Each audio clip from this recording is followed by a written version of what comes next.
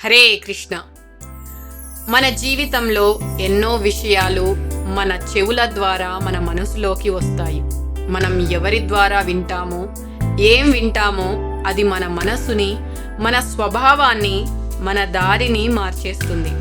అందుకే భక్తిలో శ్రవణం అనే అంశం చాలా ముఖ్యమైనది. భక్తి సాధన కూడా మొదటిసారి శ్రవణం అంటే వినడంతోనే మొదలవుతుంది.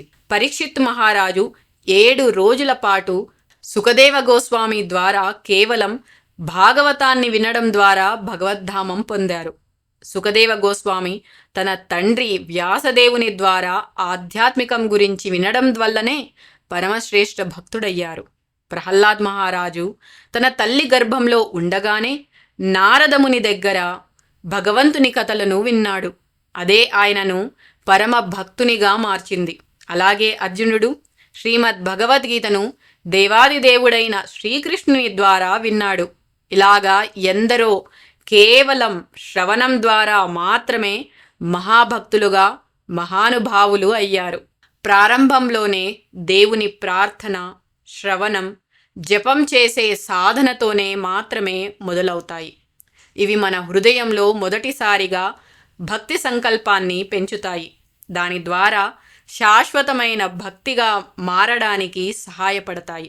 మరి శ్రవణం అంటే ఏమిటి? శ్రవణం అంటే వినడం. కానీ కేవలం విన్నట్టు వినడం కాదు. శ్రద్ధగా, భక్తితో, చైతన్యంతో వినడం. మన ఆత్మను జాగృతం చేసే విధంగా వినడం. శ్రవణం అంటే భగవంతుని యొక్క నామం, అతని రూపం, అతని గుణాలు, లీలలు వినడం.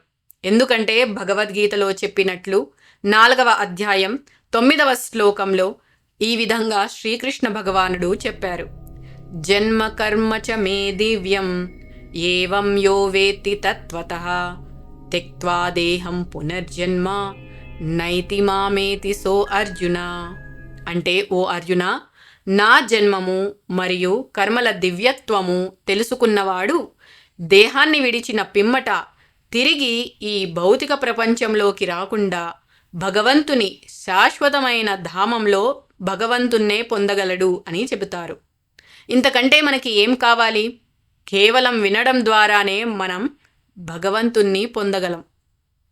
వినడం గురించి శ్రీమద్ భాగవతంలో 1వ స్కందంలో 2వ అధ్యాయంలో 17వ శ్లోకంలో చెప్పినట్లు, శృణ్వతాం స్వకథా కృష్ణ పుణ్యశ్రవణ కీర్తనః హృద్యంతః స్తోహ్యభద్రాణి విధునోతి శ్రుసతాం.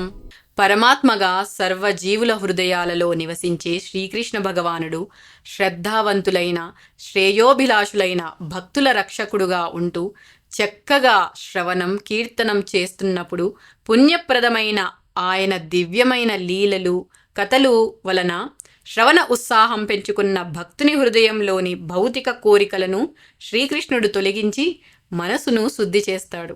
అంటే భగవంతుని మహిమలను వినడం, జపించడం వల్ల మనసు పరిశుద్ధమవుతుంది. భౌతిక కల్మషాలు తగ్గిపోతాయి. నిజమైన ఆధ్యాత్మిక ప్రగతి జరుగుతుంది. భక్తి మార్గంలో శ్రవణం 1వ అడుగు. శ్రవణం లేకుండా భక్తి మొదలు కాదు. ప్రహ్లాద్ మహారాజు భాగవతంలోని నవవిధ భక్తి గురించి ఈ విధంగా చెబుతారు.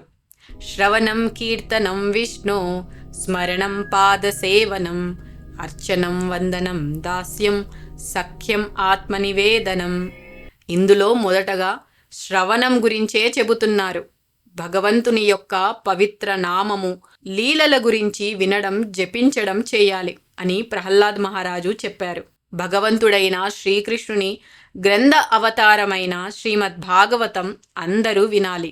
శ్రవణం శక్తి ఎలాంటిదంటే, శ్రవణం వల్ల మన హృదయం శుద్ధమవుతుంది. మనలో ఉన్న అనర్థాలు తొలగిపోతాయి. మనసు కృష్ణుని వైపు ఆకర్షితమవుతుంది. మనలో భగవద్భక్తి చిగురిస్తుంది. అలాగే శ్రీ చైతన్య మహాప్రభు ఇచ్చిన సందేశం ప్రకారం నిత్యం శ్రవణం వల్ల, కీర్తన వల్ల చేతోదర్పణ మార్జనం అవుతుంది. అంటే దుమ్ము పడిన అద్దంలా ఉన్న మన హృదయం అది కృష్ణ కథలు విని శుభ్రపడుతుంది. మరి మనం ప్రతిదినం ఈ శ్రవణం ఎలా చేయాలి? ప్రతిరోజు కొద్దిసేపు శ్రీమద్ భాగవతం లేదా భగవద్గీత శ్లోకాల అర్థాలను వినవచ్చు. మనం ఎవరిని వింటామో, మనం ఎవరి ద్వారా వింటామో ఆ ప్రభావం మన పైన ఉంటుంది. కాబట్టి శుద్ధ భక్తుల మాటలను వినవచ్చు. వారు చెప్పినది వినడం వల్ల అది మన హృదయంలో చేరుతుంది. ఇంకా మన దగ్గర ఉన్న మొబైల్ ఫోన్ కానీ, రేడియోలు కానీ ఇవన్నీ భక్తి శ్రవణానికి వేదికలే. మరి ఎవరి దగ్గర నుండి భగవంతుని గురించి వినాలి అంటే, భగవంతునిపై నిరంతర ప్రేమతో ఉండే భక్తుల నుండి వినడం వల్ల మన హృదయం ప్రేరణ పొందుతుంది. పరంపరలోని భక్తుల నుండి స్వార్థరహిత ప్రేమతో భగవంతుని సేవ చేసిన వారి నుండే వినాలి.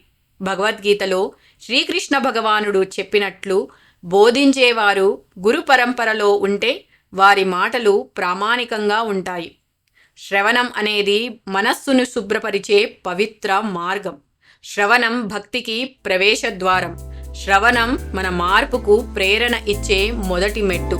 కాబట్టి భక్తి మార్గం మొదలయ్యే భగవద్గీత శ్రవణంతో అందరం మన జీవితాల్లో భయాన్ని పోగొట్టే భక్తిని మొదలు పెడదాము. హరే కృష్ణ.